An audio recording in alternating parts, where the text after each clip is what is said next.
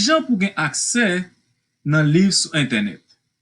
Nan video si la jodi a, nou pral wè zami ki jan pou gen akse nan liv sur internet.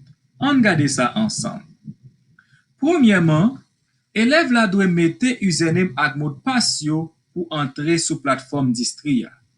Sous plateforme élève la, sélectionnez tab qui marque student text la. Yon page kap ba yo toute connexion disponible pour recommander livre ak ressources pour classe élève la, basé sur sal genyen nan oreli. Cliquez pour l'ouvrir connexion qui sélectionné pour joindre ressources pour cours yo.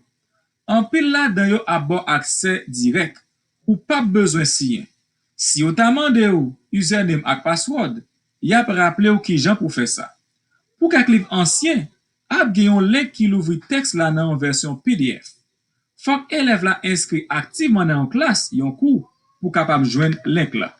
Si ou pas joindre livre, yo recommande yo, tant pris, contactez professeur petit toi. Ou besoin faire ça.